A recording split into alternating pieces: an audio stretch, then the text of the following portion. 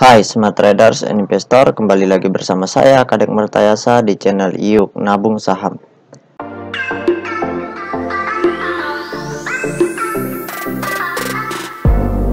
Nah, di episode kali ini kita akan membahas perusahaan yang di-request oleh Nunung Nurhayati.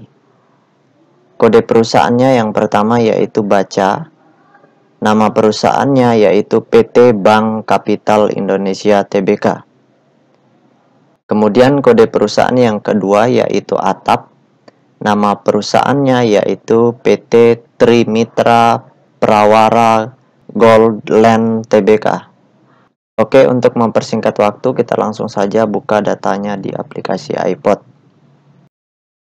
Jika Anda menyukai konten-konten kami mengundang Anda untuk mengklik tombol like dan subscribe agar Anda mendapatkan video terbaru kami setiap minggunya. Nah, pertama kita buka dulu chartnya ya.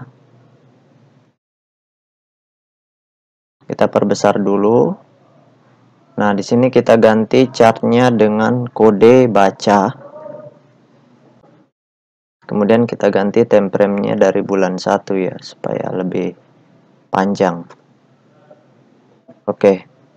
Nah, berdasarkan grafik dari perusahaan Baca ini atau Bank Kapital Indonesia ini, selama setahun terakhir dari bulan Februari ya, di sini harga sahamnya naik sampai puncak tertinggi di 940. Kemudian harganya terus turun, kemudian sideways, kemudian naik lagi, turun lagi sampai bulan Desember ini. Nah, sekarang kita ingin lihat apa yang dilakukan oleh investor besarnya selama dari bulan 1 November. Oke, kita cek dulu data broker summary-nya. Nah, di sini kita ganti dengan kode baca. Kemudian di sini kita ganti tanggal 1 ya, 01. Kemudian 11. Kemudian di sini kita ganti tanggal 14. Oke, kemudian kita show. Nah, berdasarkan data broker summary-nya atau data transaksinya, kalau kita hitung total lot yang dibeli dengan total lot yang dijual, kalau kita hitung secara menyeluruh, maka dengan menggunakan tools tambahan, maka dapat disimpulkan bahwa perusahaan Baca ini selama sebulan terakhir ini dari tanggal 1 November itu mengalami masif distribusi. Artinya dari tanggal 1 ini investor besarnya melakukan distribusi dalam jumlah yang cukup besar seperti itu. Kesimpulannya masif distribusi. Nah, apakah perusahaan ini layak kita beli? Nah, selama investor besarnya masih distribusi, apalagi masif distribusi, sebaiknya kita jangan dulu masuk. Seperti itu, jangan dulu membeli perusahaan ini. Namun nanti ketika sudah investor besarnya melakukan akumulasi, barulah kita mulai bersiap-siap untuk ikut masuk di perusahaan ini atau membeli perusahaan ini, seperti itu. Nah, sekarang kita ingin lihat data peta kepemilikannya. Nah, berdasarkan hasil riset saya, dengan mengumpulkan data-data dari SRO Bursa Efek maupun data-data dari sekuritas, maka disimpulkan bahwa perusahaan PT Bank Kapital Indonesia ini 100% sahamnya sudah dalam bentuk saham scriptless atau digital. Jadi bisa digunakan untuk hajar kiri. Nah, seperti itu. Kemudian kepemilikan investor besarnya di perusahaan Bank Kapital Indonesia ini yaitu 39,7%. Nah, kemudian kepemilikan investor retail di perusahaan Baca ini yaitu sebesar 31,7%. Nah, sisanya itu dimiliki oleh investor asing. Nah, kemudian yang kedua kita akan bahas perusahaan Atap ya. Kode sahamnya Atap. Kemudian kita enter.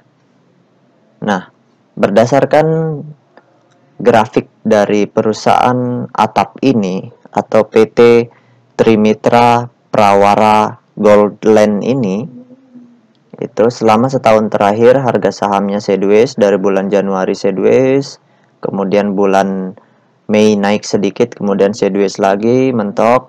di harga 90-an, kemudian dimulai dari tanggal 22 Oktober itu harga sahamnya naik sampai puncak tertinggi di 262. Nah, seperti itu. Kemudian harga terendahnya itu di 97.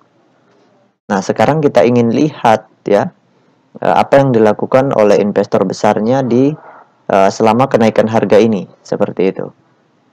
Apakah kita layak beli atau tidak? Seperti itu. Jadi kita lihat dulu data transaksinya.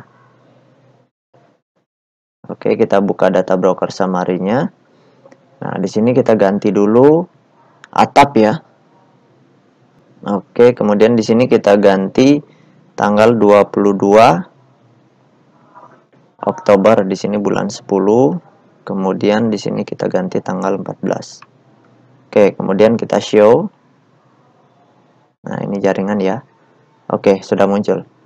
Nah, kalau kita hitung berdasarkan data transaksinya ini, total lot yang dibeli dengan total lot yang dijual, kalau kita hitung secara menyeluruh dengan menggunakan tools tambahan, maka dapat disimpulkan bahwa terjadi big distribution.